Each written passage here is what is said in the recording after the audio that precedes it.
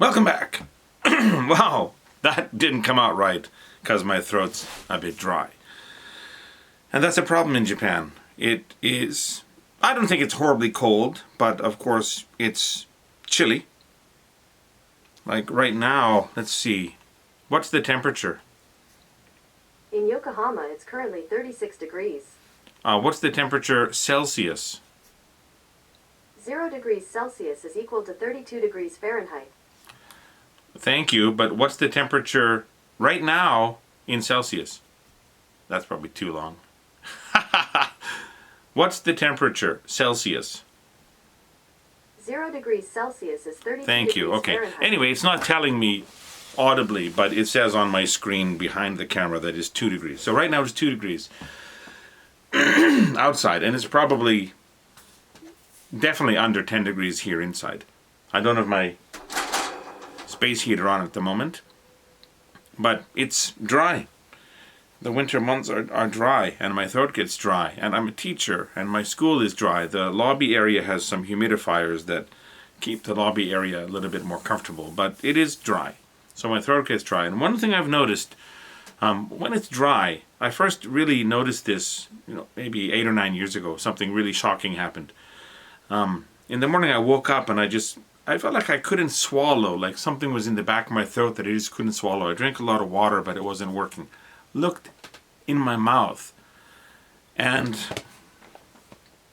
that is your uvula. That's your tongue. That's the back of your mouth. That uvula is the thing that hangs down. In Japan it's called nodochinko. So the uvula was actually resting on my tongue and had adhered itself to my tongue and stuck to my tongue. And when your tongue moves and you swallow while you're sleeping, it had stretched my uvula a good 1.5 inches in length. Like this long thing just stuck on my tongue, just sitting there. And when I drank water, it loosened it up, but it was just sitting there on my tongue. And it just felt like there was something in the back of my throat that I couldn't swallow because it was my uvula stretched out like a pinky on my tongue. And I was freaking out, like, why did this happen? So I googled it, and it said when it's dry, when you're asleep, your uvula will sometimes stick to your tongue and get stretched. And after you hydrate, it'll just, eventually go back to normal after a while. And it went back to normal. So now in the morning, if I wake up and I do have that feeling like I can't swallow something, there's something in the back of my throat that I can't swallow, I know that it's just my uvula. And I've never said uvula that often in such a short period of time. I might have said the word uvula more making this video than the combined total of my entire life before this moment. So anyway, I'm going to clear my little whiteboard away because I want to talk about two things. Now today is the 15th. So the 15th is wrapping up, which means yesterday was the 14th of February, which means yesterday was Valentine's Day. Now in Japan, things are a little different from North America regarding Valentine's Day customs. So let's see. Excuse me again. When is White Day? Tuesday, March 14th, 2023. Now, White Day. What is White Day? Well, let's take a look. Valentine's Day is February 14th, and White Day is Japan's answer to Valentine's Day, and it is on March 14th. So, Valentine's Day, February 14th, White Day. Wow, it's really dry. March 14th. Now, I'd never heard of White Day before I came to Japan. And Valentine's Day, my first Valentine's Day in Japan, was really surprising. Jesus. Amen. It was really surprising because all of the women and girls started giving me chocolate. My co-workers, my students, grandmothers, housewives, school-age girls. They were all giving me chocolate, and they were just giving me chocolate. So I learned that in Japan, on Valentine's Day, the custom was for women to give men chocolate. And some of it is legitimately with love, and that is called homemade choco, which is chocolate of love. But most of it is giri choco, which is courtesy chocolate or obligation chocolate, because you just give chocolate to men that you know. And I guess Valentine's Day kind of started becoming popular in Japan in the 1970s.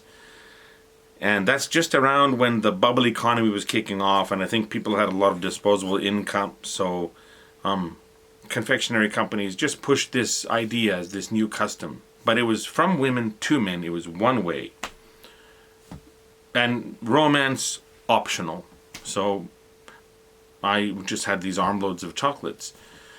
And then I was told on March 14th, you have to reciprocate. You have to give back something to the women or girls who gave you chocolate. And that's also called homemade choco. Homemade choco if it's chocolate of love, or giri choco if it's obligation chocolate.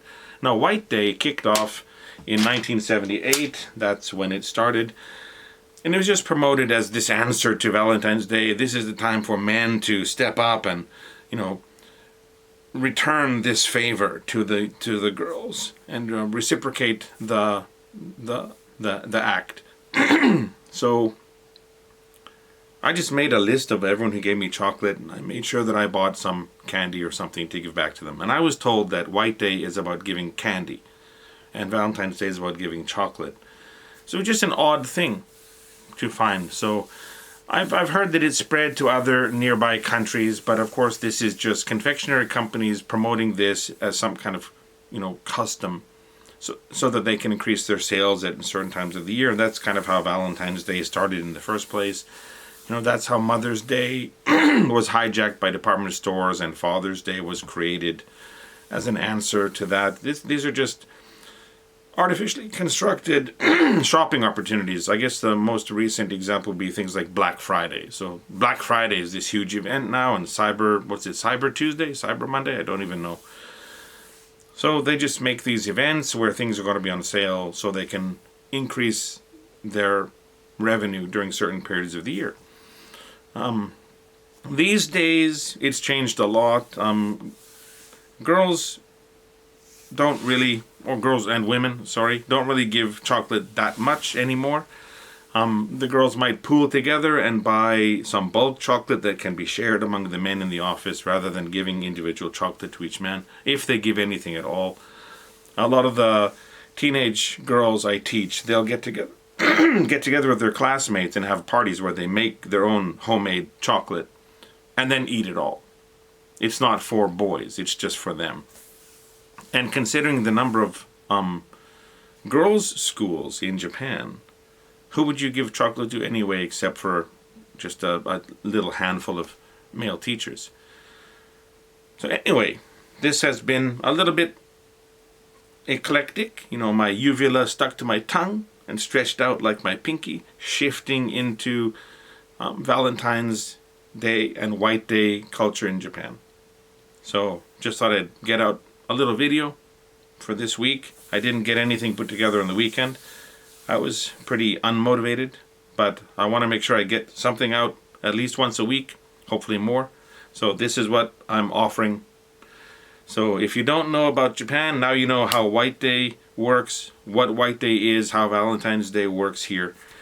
And for everyone out there who has a uvula, which I'm assuming all of you do, be careful if it's dry when you're sleeping, because it's going to stick to your tongue and get stretched out like that long. It's really freaky. But when it happens, just don't freak out. Just drink a lot of water. It'll go back to normal. But when you see it just sitting there, resting on your tongue like some unwelcome visitor who's just kind of come in the door and sat down at the kitchen table, and you just look at each other, and maybe he knows he's not supposed to be there, but he's still there. But he'll leave eventually. That's a weird analogy. Anyway, that's all. Thanks for watching.